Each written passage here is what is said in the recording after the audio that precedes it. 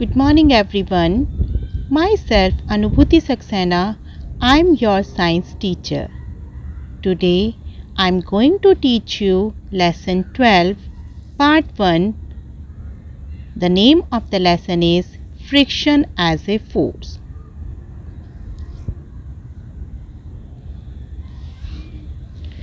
Friction as a force. Let's warm up. Roll a ball on the ground. Write your observation. First of all, we had learned about the frictional force in our previous period. So, after seeing this ball on the ground, what is the question? Does the ball stop? Yes. And what makes the ball stop?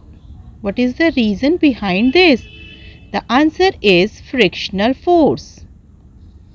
Now let's start the reading of the lesson. You have learned that force is a push or a pull. You have also learned that the force that opposes the motion of a moving object is called frictional force. A rolling ball stops after moving through a certain distance due to the force of friction that acts between the ball and the ground.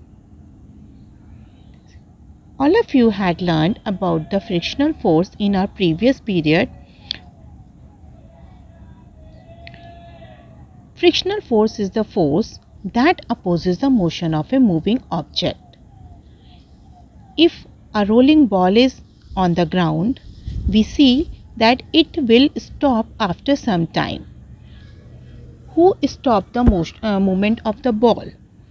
That is the frictional force, and frictional force is act between the ball and the ground.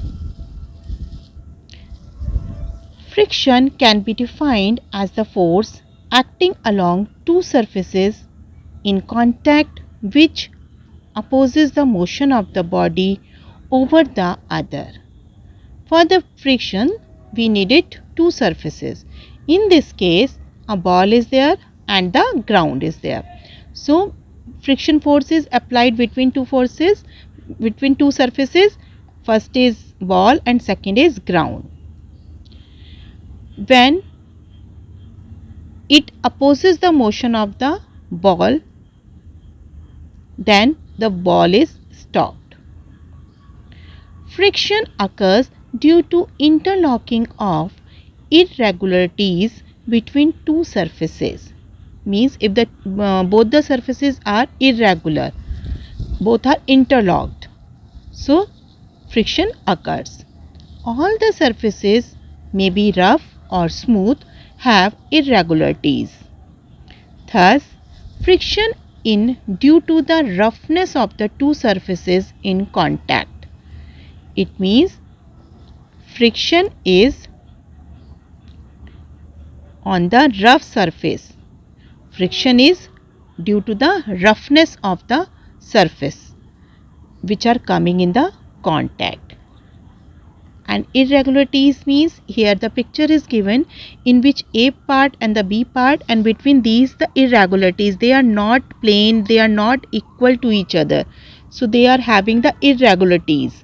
So friction occurs due to the irregularities between the two surfaces and due to the roughness of the surfaces.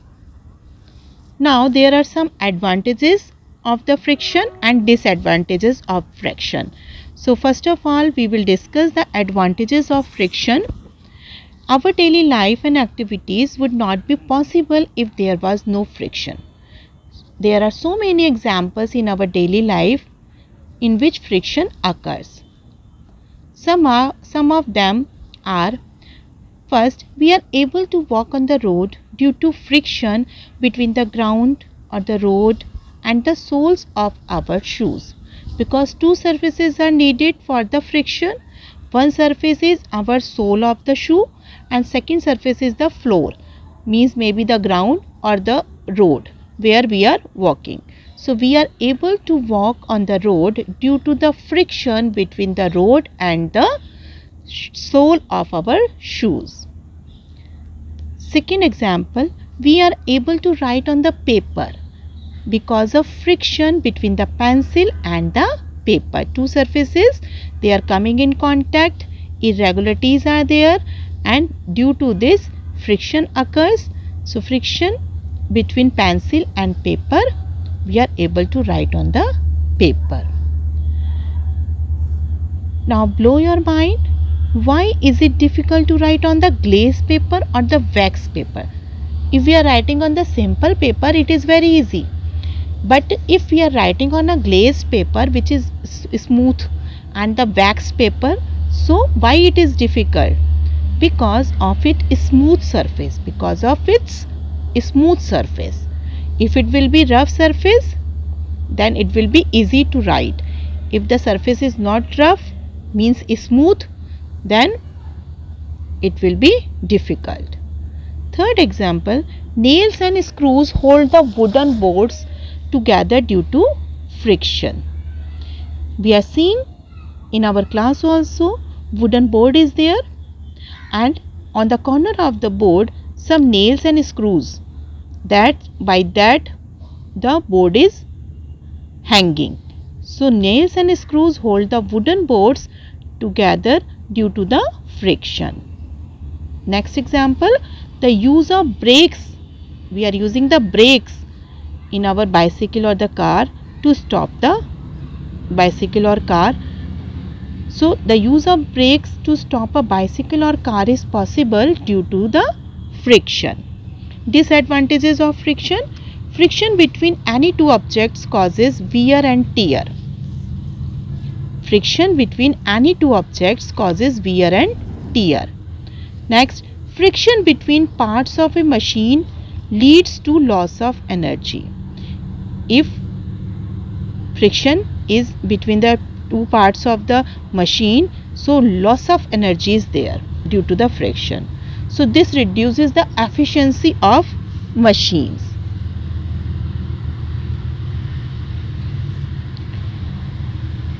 Rub your palms vigorously together 10 times. Put them on your cheeks. Do they feel warm?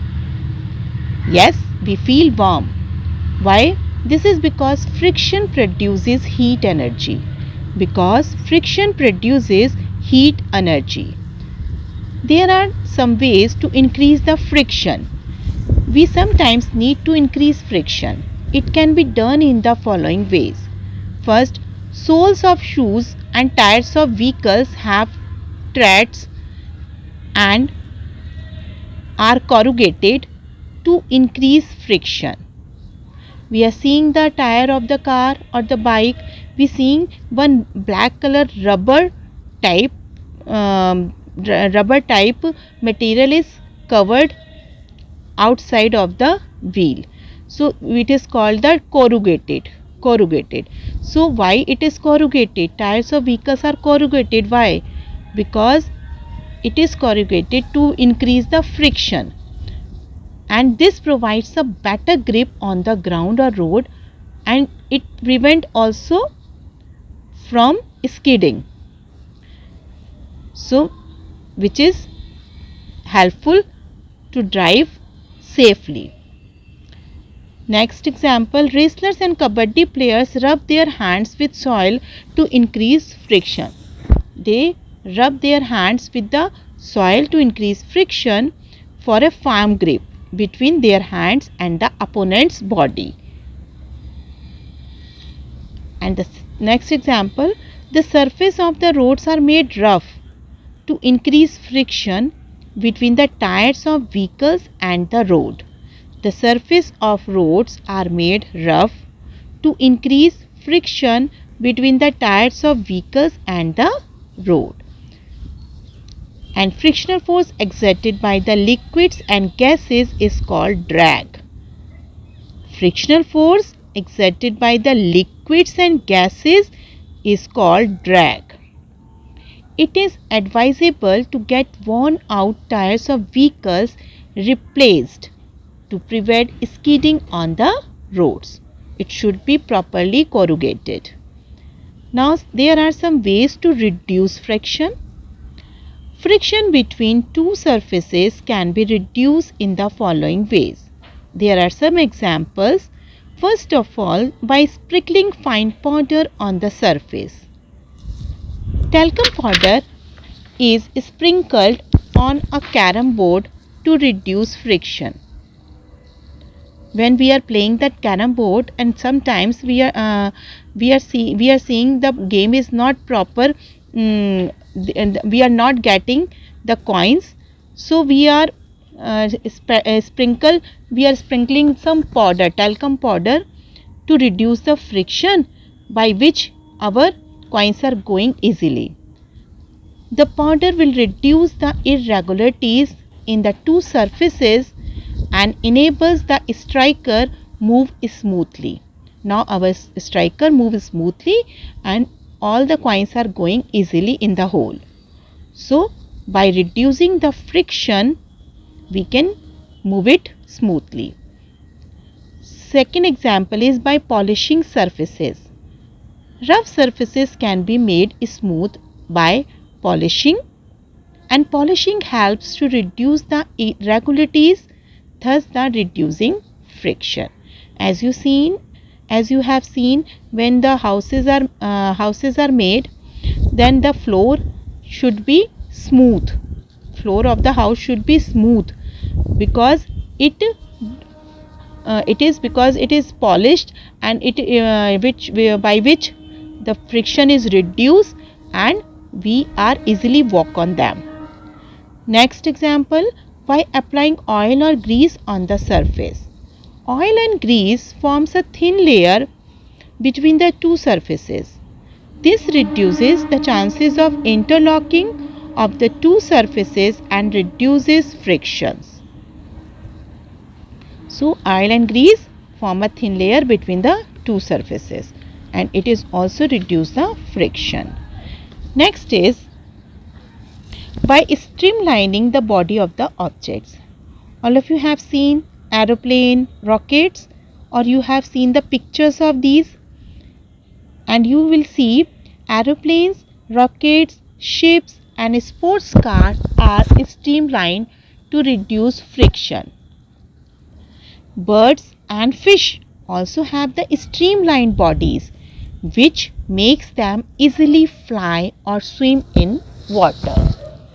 Thus, we can understand that friction has both advantages and disadvantages. Now, quick recall: friction is a force that opposes motion. Friction occurs due to the interlocking of irregularities between two surfaces. Friction is more on a rough surface than a smooth surface. Friction has many advantages in our daily life. Friction has some disadvantages. It causes wear and tear and reduces efficiency of machines due to loss of energy. Friction can be increased by making the surface rough and by corrugating tires and soles of shoes, etc. Friction can be reduced by oiling, sprinkling powder, polishing and streamlining the objects. And the new words are force. Force, what is a force? A push or a pull. Frictional force, the force that opposes the motion of an object, is called the frictional force. So now our lesson is completed. All of you will read the lesson carefully in homework and learn new words and definitions. In our next class, we will do exercises and question answer of this lesson.